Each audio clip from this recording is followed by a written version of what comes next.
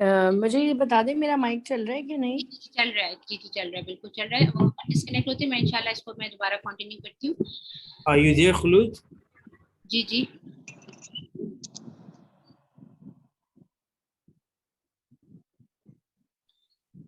मैं दोबारा से कंटिन्यू करती हूँ। तो हम सॉरी फॉर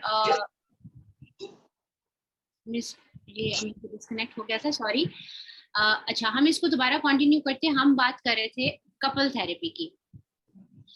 कपल थेरेपी की जो मैंने पहले अभी आपको बात बताई कि बेसिकली जो हम सोशली एक एक्सेप्टेंस तो हो जाती है माशरे में, जब आप एक लड़का और लड़की, आप एक रिश्ते में, आपकी बात होती है, आप they are going to be husband and wife और दे आर एंगेज, तो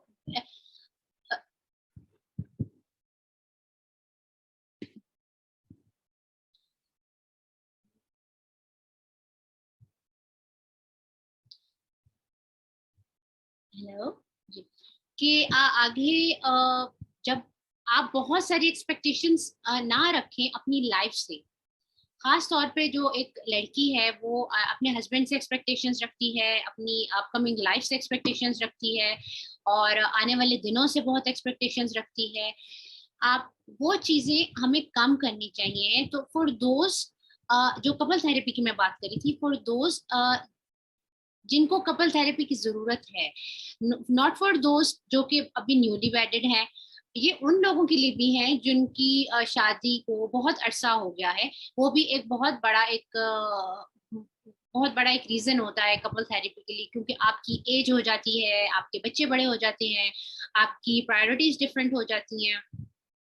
आप आपकी जो फर्स्ट प्रायोरिटी आपके बच्चे होते हैं, आप अपने हस्बैंड को टाइम नहीं दे पाते। तो ये बहुत सारी चीजें हैं। आई वुड प्रेफर कि ये कपल थेरेपीज हर कपल को लेनी चाहिए है। इंस्टेड कि आप खुद से एज्यूम करो कि ये मेरी शायद ये मेरी प्रॉब्लम्स हैं, ये मेरी मसरूफियात हैं, इस वजह आप ये करो। क्योंकि हाँ, आज हम अपने आप को नहीं बदलेंगे तो हमारा मुआशरा नहीं बदलेगा। तो ये काफी डिटेल में मैं चली गई कपल थेरेपी, और हमने इंडिविजुअल थेरेपी पढ़ी, फैमिली थेरेपी का मैंने आपको बताया। जो नेक्स्ट अब इसमें आ जाता है, it's a family psychotherapy, sorry group psychotherapy. Group psychotherapy में बेसिकली क्या है, ये सारी चारों जो चीजें हैं एक साथ लिंक्ड इन है। कैसे लिंक्ड है? इंडिविजुअल, अलोन, लाइक एक बंदा चाहता है कि मैं अपनी थेरेपी खुद करूं। एक आ जाती है फैमिली थेरेपी, जो सिर्फ फैमिली ओरिएंटेड है, आपके फैमिली के पर्सन्स हैं। फिर एक कपल थेरेपी की मैंने बात की, और अब हम आ जाते हैं group therapy. Group therapy basically क्या है कि आपके जो बहुत सारे ऐसे लोग हैं जो आइसोलेटेड नहीं बैठना चाहते, जो नहीं, उनको यही डिप्रेशन और एग्जाइटी शुरू हो जाती है कि मैं अकेली नहीं रह सकती, मैं अकेले सरवाइव नहीं कर सकती या कर सकता एक्स वाई जी। आप साइकोलॉजिकल इफेक्ट्स हैं, मेंटल हेल्थ, यही सारी चीजें जो उस एक्स वाई जी के साथ हैं। तो वो उसके लिए प्रेफरेबल है कि वो ग्रुप थेरेपी करवाए। Group therapy is something like that कि आपका जो आपके जो वो सोशली बहुत सारे लोगों को अपने इर्द गिर्द मांगता है, या मांगती है, whoever she is, कि उस वो अकेली नहीं चाहती कि मैं अपनी थेरेपी अकेली करवाऊं, या he or she wants कि मेरे इर्द गिर्द बहुत सारे लोग हों, मैं उनसे जनरली अपनी चीजें डिस्कस करूं, मैं अपनी फीलिंग्स डिस्कस करूं, मैं अपनी जो इमोशंस हैं, अपनी थॉट्स हैं, वो मैं डिस्कस करूं।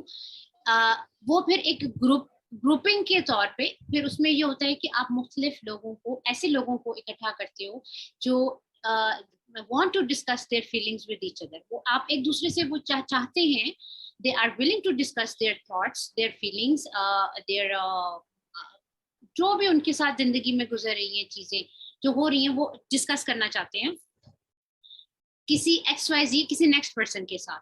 दे उनके उनके माइंड में ये चीजें नहीं, दे डोंट वांट कि अगर मेरी एक चीज किसी को पता चल जाएगी वो क्या करे, क्योंकि उनके ऊपर बहुत सारे प्रेशर्स होते हैं, उन्होंने अपने घर को रन करना है। तो I think for the basic start कि हमने जो चीजें सीखी हैं, हम एक एक पहलू थोड़ा थोड़ा उनके माइंड, उनके मूड स्विंग्स के मुताबिक उनको समझा सकें, तो इंशाल्लाह वो भी सीख जाएंगे इफ दे आर सपोर्टिंग। तो इंशाल्लाह ये है कि फॉर प्रोलॉन्ग, क्योंकि हम एक चीज फॉरन इम्पोज भी नहीं कर सकते, दैट्स कि वो फिर आपके और आपके लाइक हस्बैंड एंड वाइफ के दरमियान वो फिर आपकी क्लैशेस या कोई परेशानी या कोई फिर कोई और फिर वो रीजन बन सकती है। तो फॉर अ ठीक है, ग्रेजुएट थैंक आप ये कह सकती हैं कि 1 डे पर डे वो आप उस चीज को पॉजिटिविटी की तरफ लेके जा सकते हैं। ठीक है, थैंक यू सो मच।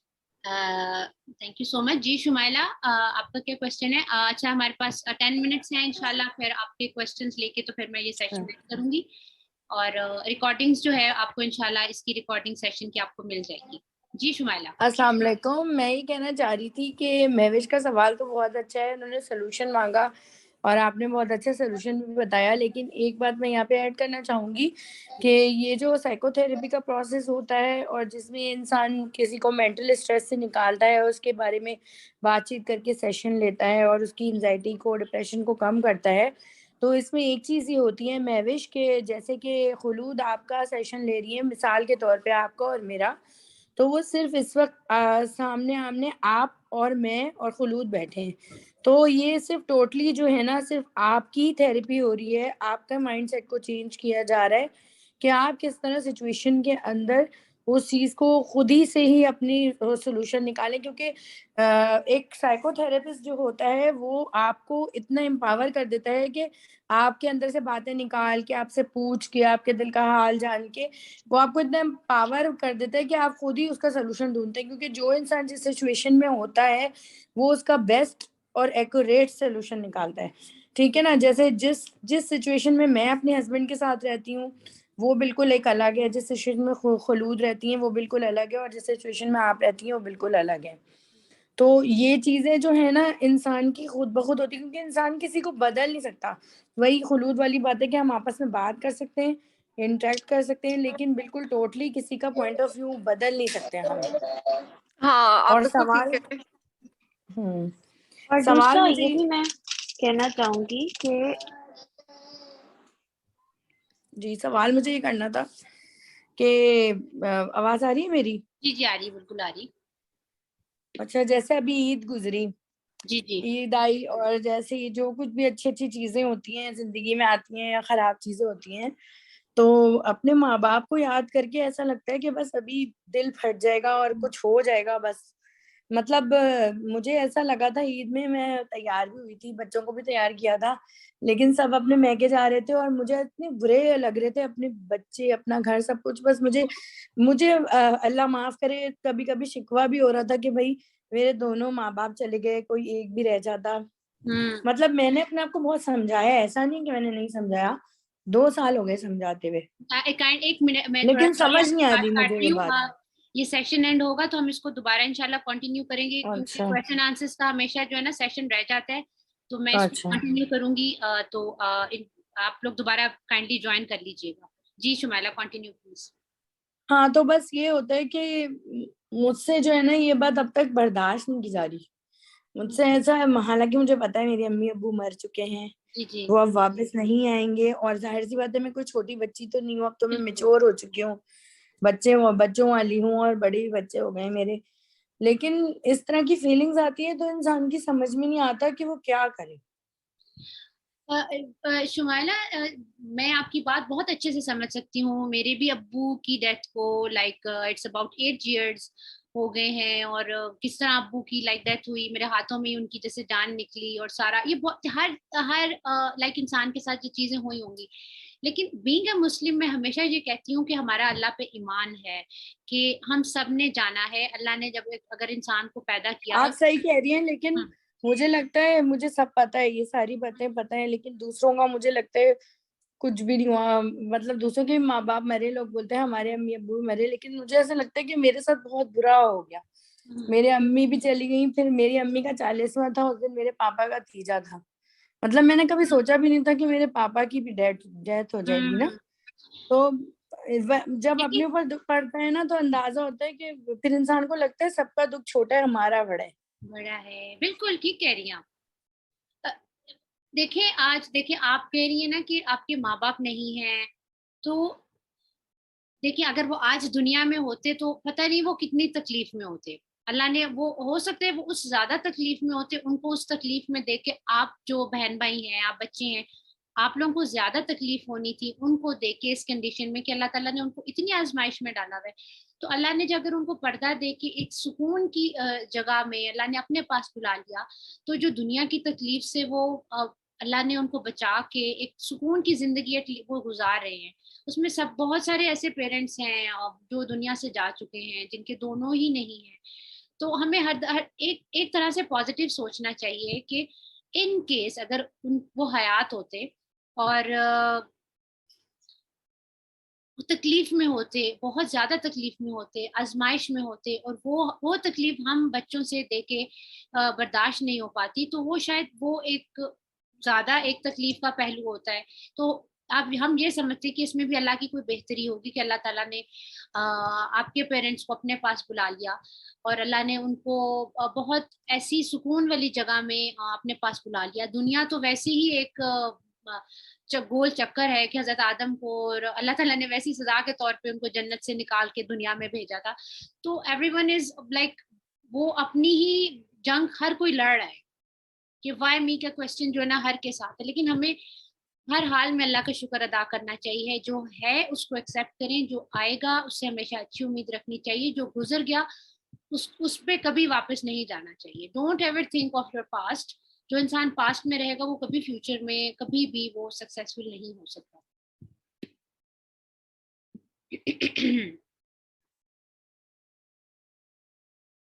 मेरी आवाज आ रही जी? सर आबिद,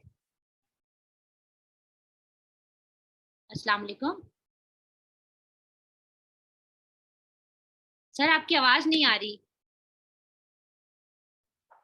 अस्सलाम वालेकुम। जी जी मेरा नाम वालेकुम। आबिद सिद्दीकी है और मैं सफ़ीर आबिद का वालिद हूँ और कराची से ताल्लुक़ रखता हूँ। और खलूत, आज आपका जो सेशन था वो माशाल्लाह से बहुत अच्छा था। शुमाइला के लिए एक बस एक बात ये कहूँगा कि एक शेर है कि आई हयात लाई कदा ले चली चले, अपनी खुशी ना आए ना अपनी खुशी चले।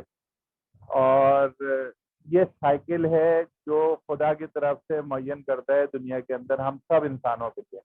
मेरे वालिद की 84 में डेथ हुई थी और मेरी वालदा की 2000 में डेथ हुई थी। तो हमने भी ये सोचा था कि अब दुनिया ख़त्म हो गई है, लेकिन इसके आगे भी दुनिया है। इंसान को अपनी वालदैन की अजमत का अंदाज़ा उस वक्त होता है जब उसकी अपनी औलाद होती है। तो ये साइकिल है शुमाइला कि आपको इससे सीखना होगा कि अगर मैं वालिद की ज़िंदगी में उनके लिए ये सब कर सकती जो मैं ना कर सकी, और अपने को एक महसूस होता है, एक गिल्टी फील होती है कि काश मैं ये सब भी कर पाती और ना कर सकी और टाइम नहीं मिला। तो ये चीज़ आप अपने बच्चों के अंदर कन्वर्ट कर सकती हैं। वो जो आपके अंदर कमी रह गई है वो आप अपने बच्चों के अंदर भी डाल सकती हैं। अच्छा, दूसरी रही बात ये ग्रुप टॉपिक के हवाले से जो बात हो रही थी वो भी माशाल्लाह से बहुत अच्छी थी। और उसके अंदर हमारी एक सिस्टर ने बोला था कि ये फादर जो है ना वो एक्टिव नहीं होते, तो मैं उसकी मिसाल हूँ कि मैं और मेरी मिसेज वो भी ऑनलाइन है, अभी सुन रही है मैसेज को। तो हम दोनों ने बहुत मेहनत करी है अपने बच्चे के लिए। इस चीज को सोचते हुए आप आगे बढ़ें कि जितनी आप प्रैक्टिस करेंगी, जब आप अपने घर की अपने खानदान की जब खिदमत कर रही होती हैं, तो उसका सिला उनकी नज़रों से मिलता है आपको। आप अपने बच्चे के लिए जब बहुत ज्यादा काम कर रहे होते हैं ना, तो मेरी वाइफ भी ये थी कि अपने बच्चे के साथ लगी होती थी ना, उसको देख के मुझे भी जज्बा पैदा हुआ कि नहीं यार, मेरा भी हाथ बनता है, मेरी भी औलाद है, मैं भी अपने बच्चे के लिए कुछ करूं। आज मैंने ये किया कि मैंने अपने बच्चे के लिए अपनी दिन की जॉब छोड़ के रात की जॉब कर ली और दिन भर में इन बच्चों के साथ इंगेज रहता हूँ। ये खलूत जानती हैं इस सिलसिले को। तो कहने का मकसद ये है कि आपको उन पॉजिटिव पॉइंट्स को ना उजागर करना होगा अपने हस्बैंड के सामने कि जिससे ना